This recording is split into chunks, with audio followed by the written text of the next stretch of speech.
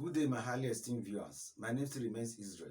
Today's video is purely a thank you video for all of you that have been encouraging me in this site by patronizing it, subscribing, and also watching my videos. God bless you all. So let's get started. Now, the question says, salt analysis. Sample C is a mixture of two inorganic salts. Carry out the following analysis on C. To sample C, add water and stir, filter. To the residue, add dilute HNO3. Divide the solution of residue into 3 portions. To the first portion, add ammonia in drops.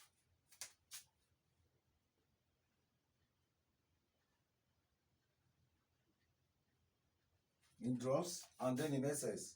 To the second portion, add sodium hydroxide in drops and then in excess. To the third portion, add potassium dichromate.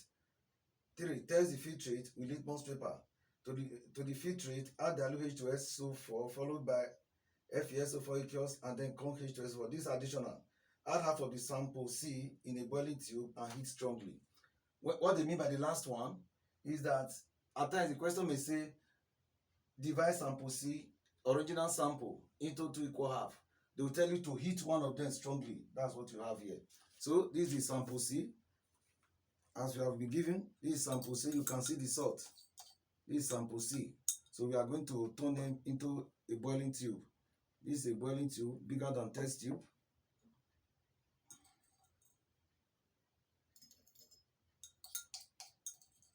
Try and understand this video very well.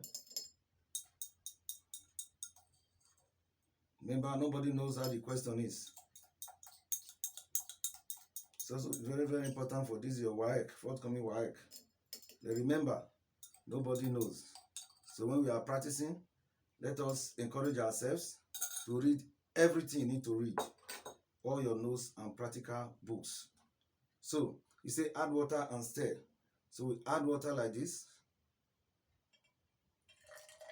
Remember, at times, they may tell you add 10 cm cube of water.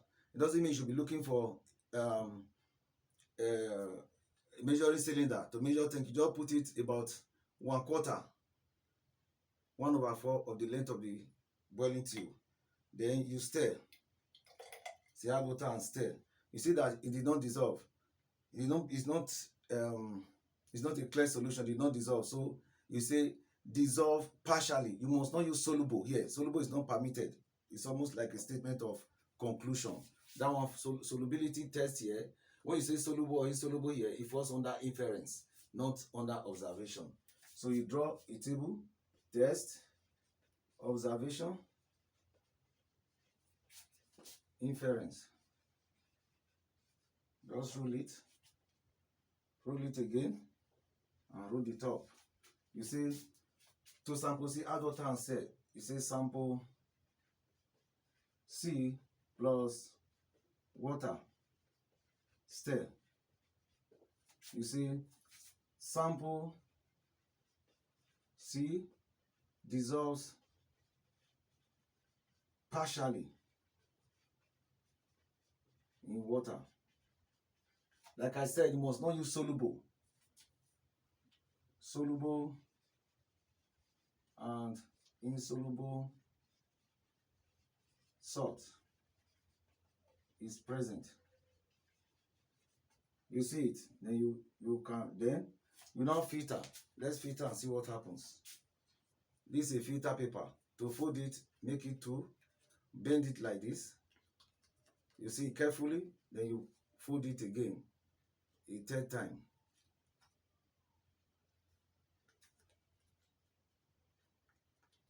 This is what I now have.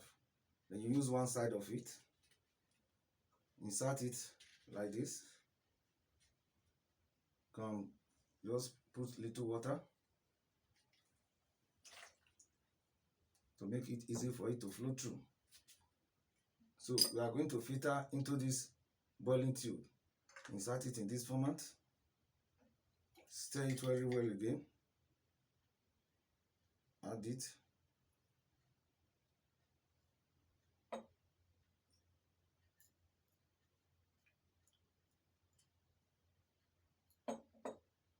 You can see it passing through. You can see colorless filtrate under it. Colorless filtrate. And the top should be white residue. The top is white. You must indicate that. Don't just say filter and run away. No, you must indicate what you have. You say filter, colorless filtrate, and white residue. You are done with this. Usually there are 3 marks here. Don't play with it, because you are my viewers and you're also my subscribers. You are invariably my student. Dissolve scores here. Dissolve partially, not soluble. Dissolve partially, you score there. Colorless filtrate and white residue. White residue, you score another thing. Then conclusion, soluble and insoluble salt. You can see that there are about 3 marks here.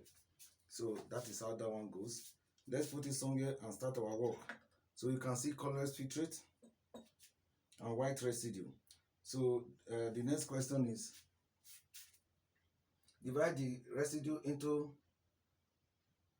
to the residue add dilute HNO3. So this is the residue. It's still filtering.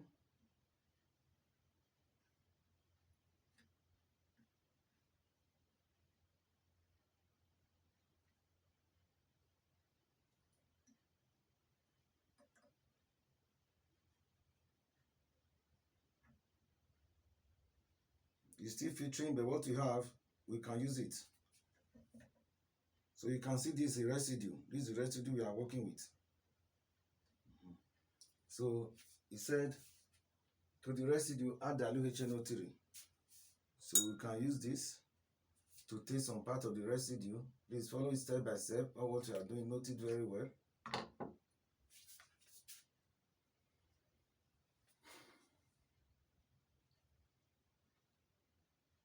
Let's use this time around. Just take some part of it. Do I still have a bigger one? It's okay. We'll use this.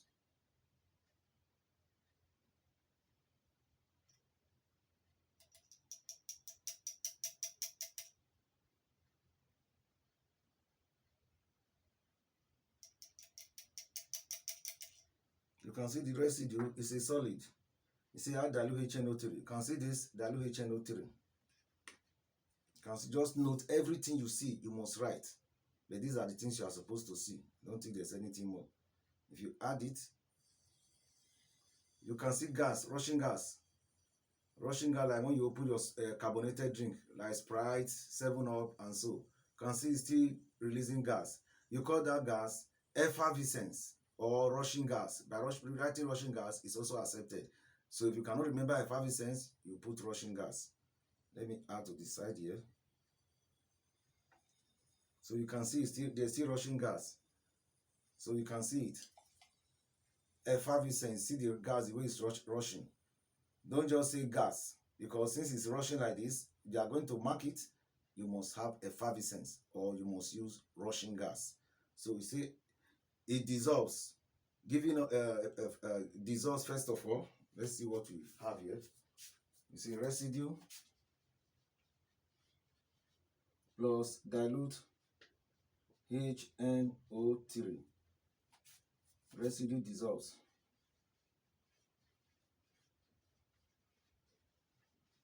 You see it. They not write effervescence. Remember, it's not efflorescent. Effervescence of a colorless and odorless gas produced. You see it. Then you conclude gas turn lime water milky. You see it. Here there is nothing. They follow line by line. Don't scatter it. Don't go and write here and leave this space. Under this place, effervescence of colorless and odorless gas produced. Here you say CO2 gas. Remember, when you are writing carbon, you write capital 2 gas from CO3 2 minus suspected.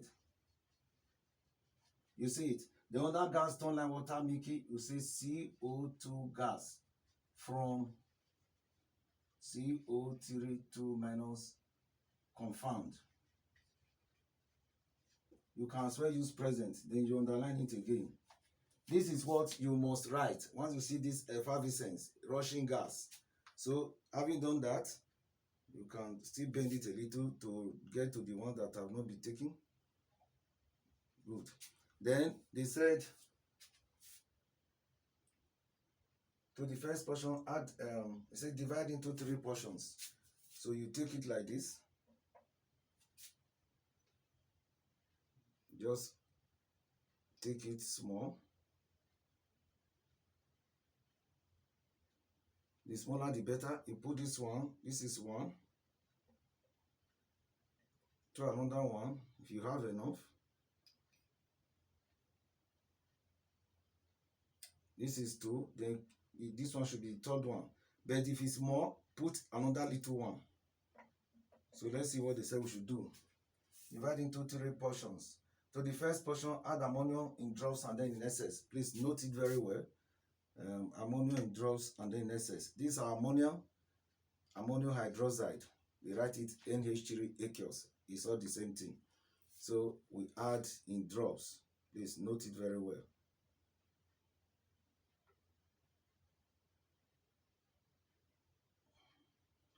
You can see in drops, white precipitate.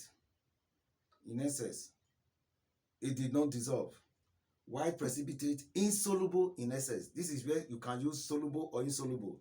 But some of you that are not conversant with soluble or insoluble, you can see white precipitate did not dissolve. It's the same mark they will give you.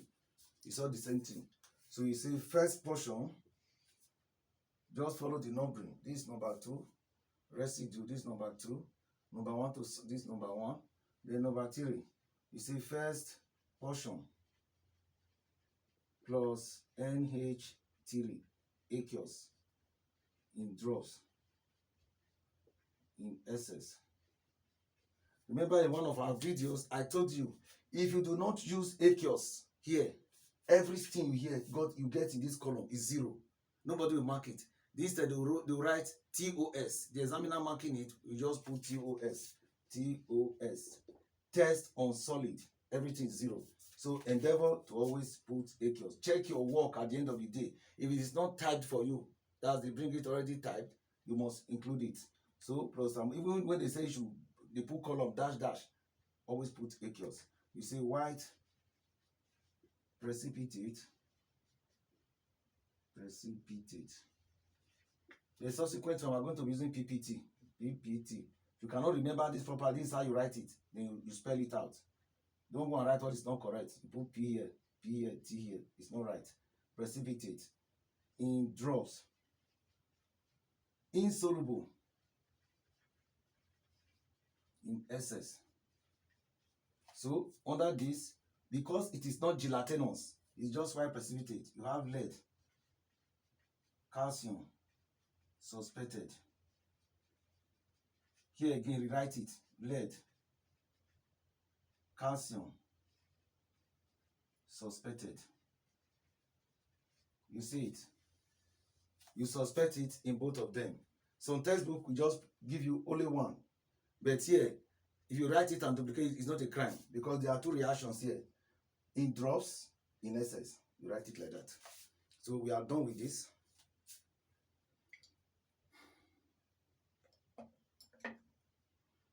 Then let's see the other one. The second one, they said to the second portion, add sodium hydroxide. You see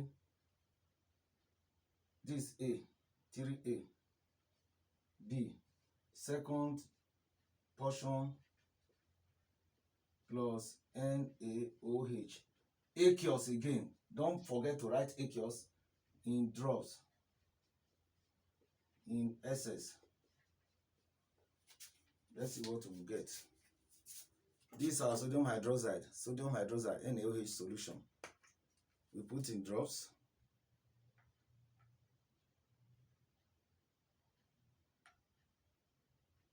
You can see white precipitate is on top. White precipitate in drops. If you put in excess, see white precipitate in drops. So if you shake it, you see it has dissolved. It has dissolved. white precipitate in drops dissolved in excess or soluble in excess. Any one is okay. You have white PPT in drops soluble in excess. So in drops you have lead Ca2 plus suspected. For excess, only lead present. So you see we have gotten that. Then the other one is to the third portion, add potassium dichromate. So let's discard this. I'll just rinse this one.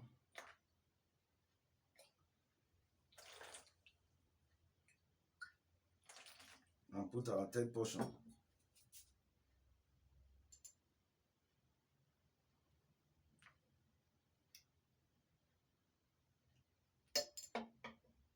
This is our third and final portion.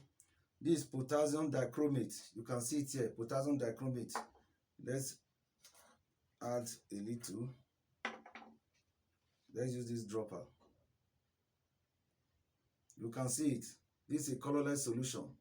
Put potassium dichromate and see.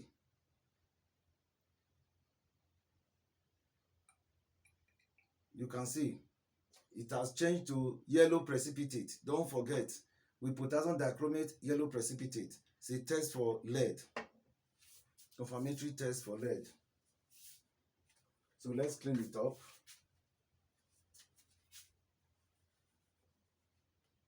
Let's just clean it and see.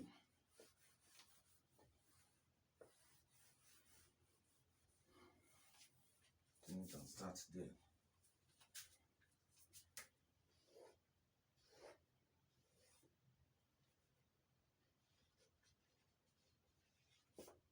So they said third portion, that's C. 3C. Third portion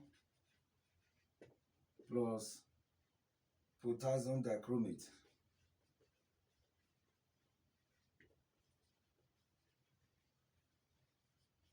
Yellow precipitate. So lead confirmed. Don't forget, your observation is what determines whether you score inference or not. If you miss your observation, no matter what you write under inference, it's not accepted. So make sure your observations are correct. So let's continue and see what we have again. The next one is, and make sure some students don't draw table. Make sure you draw table. This is a chemistry method of performing SWOT analysis. You cannot just come and put it, you say later you draw. Draw your table first. But usually they draw for you. But if they don't, ensure you draw it first. Test the filtrate with litmus paper. Okay. We have litmus paper here. Whenever they say test something with litmus paper, apart from heating ammonia, always test with both red and blue. You test with one, sometimes or usually they don't accept. You are expected to test with two to make sure what you are doing, you understand it. So these are litmus paper. Let's pull one out.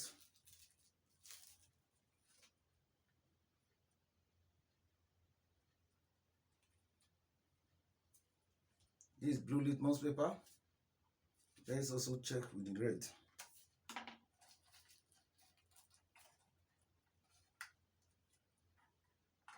This red litmus.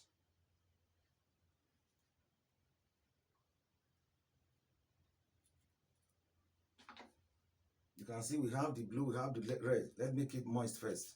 We always say wet litmus, even they don't write it on your own by yourself. So where is the filtrate? You can see the filtrate. Let's see if we test it with litmus paper. Do it a little. If you know you cannot do it without pouring away the solution, all you need to do, just pour a little on the bench, and you see it. It has changed the wet red litmus paper to blue. You can see the color. Wet red litmus paper to blue. Then we check with the blue. Also make it moist or damp or wet. You can see it has no effect. Remain blue. The blue remain blue. Look at the two. This blue remain blue. This is the one that was changed to blue. From red, you see it was changed to blue. So we continue. What do we now write? You say test the filtrate with litmus paper. You say filtrate. That's number 3. Filtrate plus litmus paper. You see turns wet or moist red litmus paper to blue, but no effect on wet blue litmus paper. You already know from your SS1 work under acid, base, and salt. When it turns red litmus paper blue, you know it's a base. But you cannot put it's a base or it's an acid. You say it's alkaline or basic. Filtrate is alkaline. You see it. You should not say salt. We are not dealing with salt. You say filtrate. Test the filtrate. Test the filtrate. So whatever inference you are giving must reflect filtrate. Filtrate is alkaline. No other story. Then you turn it again. Then the last one, test the to the filtrate, add dilute H2SO4. Dilute H2SO4.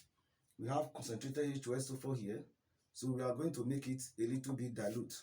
In fact, we are going to make it dilute.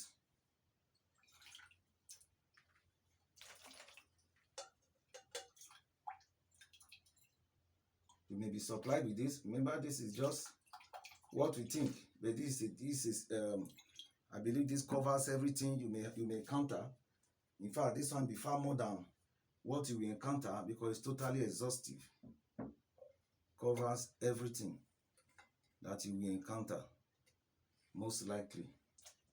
But you have to read why, because nobody knows where their questions are coming from. This is just our own imagination. So you must read wide, study very, very well. So this concentrated H2SO4, be very careful with it. Very destructive. So to make this one acidic, I've added about 2 drops. Remember, you always pour acid to water, not the other way around. So this one is now acidic solution. So they said, test the filtrate with this. To the filtrate, add little dilute H2SO4. So this is our filtrate. We add little dilute H2SO4. You see it? I've added it because it's concentrated. Then they said, followed by FeSO4. This is our FeSO4 solution, must be freshly prepared. I've not added it. You see it? I've added it. Then they say, and then concentrated H2SO4. So let me take concentrated H2SO4 again with this dropper. You see the conc H2SO4. You now bend it slanty, make it slanty, add it by the side. You don't raise it up, you'll be adding it slowly by the side. You see the way I bent it? Then you now watch it. You can see from there, you can see a brown ring at this junction. You see the brown ring at this junction. This brown ring is a test for triazonitrate 5. You can see a ring by the junction. You can see it clearly. There's a demarcation. It's a ring between this lower layer and the upper layer. That is how you know it's triazonitrate 5 ion that is present. If you turn it, everything misses up. You can see the ring is still there. Brown ring. I hope you have seen it from there. There's a brown ring here. Look at the brown ring. You see it at this junction.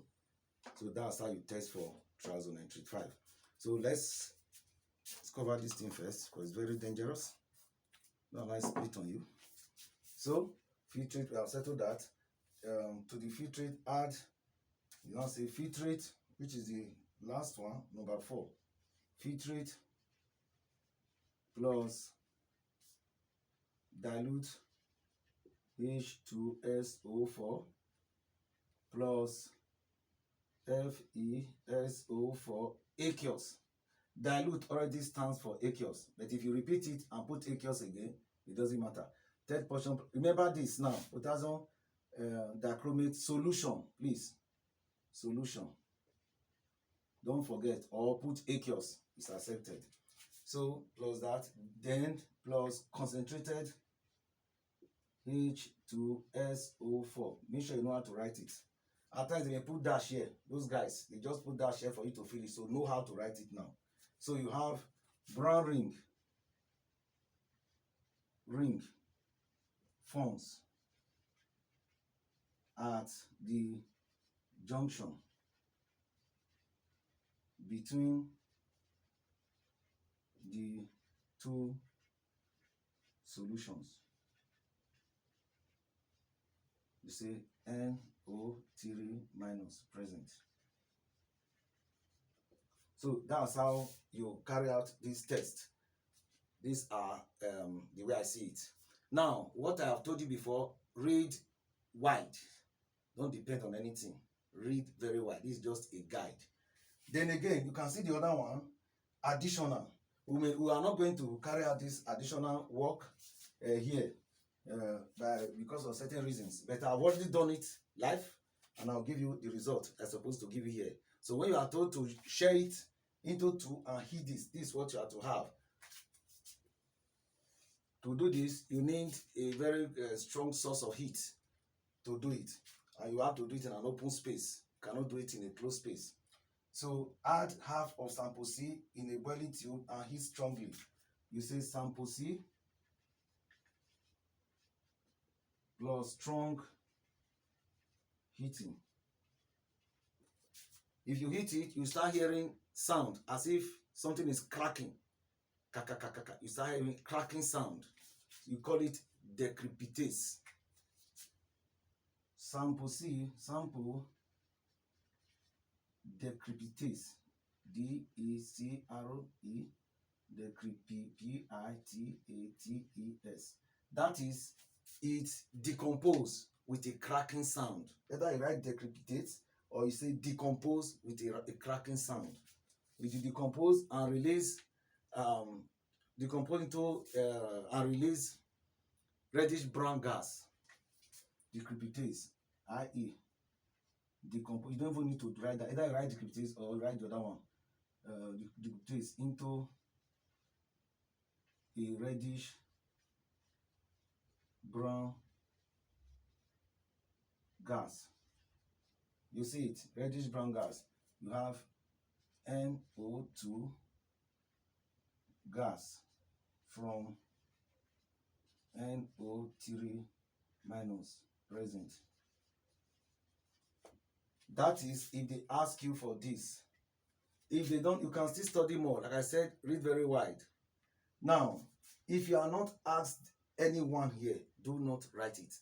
This is the purpose of this for you to memorize so many possibilities that you may encounter. Read very wide, and this, like I said, this is my little gift to you for supporting me all this while, subscribing and viewing my channel. God bless you very much. God bless you really good. Remember again, this is part 1 of my gift. Part 2 will be coming very soon once I put everything in order, and I'm very sure of what I'm giving you. God bless you richly, and as I said before, kindly share. Thank you.